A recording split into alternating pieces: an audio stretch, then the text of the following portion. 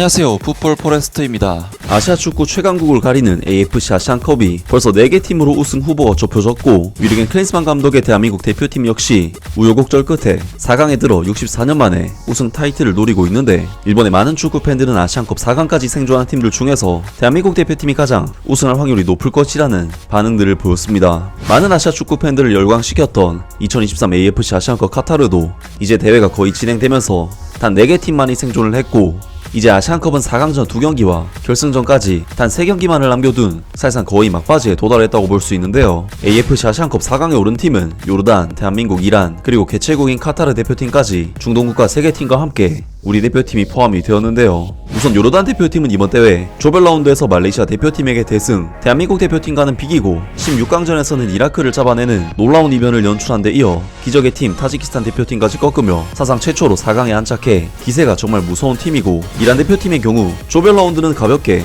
3승으로 출발했지만 16강 시리아에게 승부차이 끝에 힘겹게 승리, 8강 일본을 상대로는 메디타레미 선수가 빠진 상태에서 기적적인 역전 승리를 거둔 역시 만만치 않은 팀입니다. 카타르 대표팀의 경우에도 조별 라운드에서 3전 전승을 거두고 16강에서도 팔레스타인 대표팀에게 승리, 8강 우즈벡과의 경기에서 승부차기 끝에 4강 막차 티켓을 따내는 등 모든 팀들이 정말 힘든 진흙탕 싸움을 펼치면서 여기까지 올라왔기 때문에 우승에 대한 열망은 남은 팀들 모두가 가지고 있을 것 같은데요.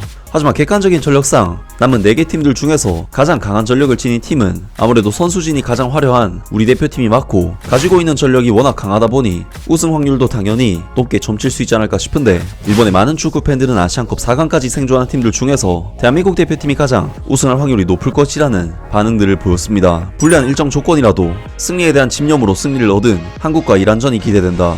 요르단과 카타르도 열심히 하길 바라지만 한국의 우승이 예상된다. 이란, 카타르, 요르단 열심히 해줘. 이건 한국 우승이다. 한국의 저 정신력만큼은 정말 본받아야 한다. 사우디, 호주를 탈락시킨 한국이 유리하다고 봐야 할 것이지만 왠지 카타르 우승으로 끝날 것 같다. 카타르, 이란, 한국, 역시 요르단을 제외하고 월드컵에 출전한 팀들이 4강까지 나왔네. 이 안에서라면 왠지 한국이 유리하지 않을까라는 생각이 든다. 내가 예상하기에는 한국이 첫 번째로 가능성이 높고, 이란이 두 번째, 카타르가 세 번째, 요르단이 네 번째다. 일본이 탈락해버려서 솔직히 난 어떻게 되든 아무래도 좋다. 카타르가 올라오다니 역시 난 추갈못이었군. PK를 먼저 차면 힘들다. 가능하다면 우즈벡과 요르단의 4강을 보고 싶었는데 운명적으로 이란과 한국의 결승전이 될 것 같다.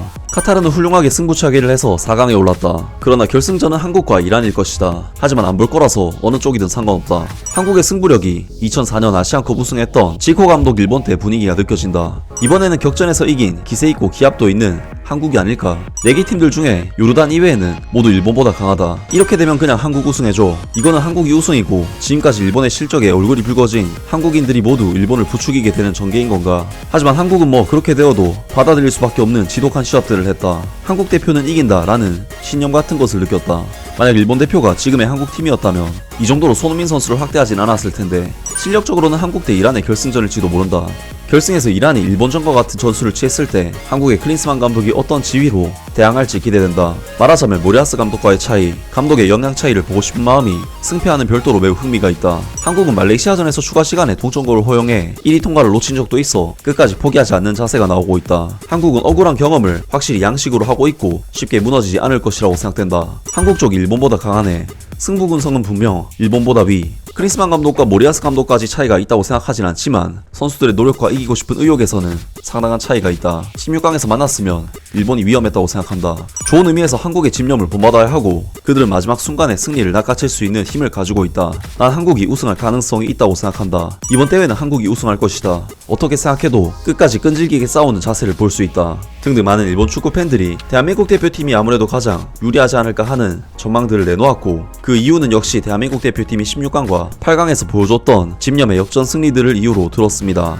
물론 우리 대표팀이 가장 강한 전력을 지닌 팀인 것은 팩트이긴 하지만 4강까지 올라온 팀들 중 쉬운 팀은 결코 없기 때문에 우리 대표팀 선수들이 마지막까지 최선을 다해서 최종적인 우승에 대한 목표를 이루었으면 좋겠습니다. 아무튼 오늘 영상은 여기까지고요. 영상 재밌게 보셨다면 구독과 좋아요 그리고 댓글 부탁드립니다. 감사합니다.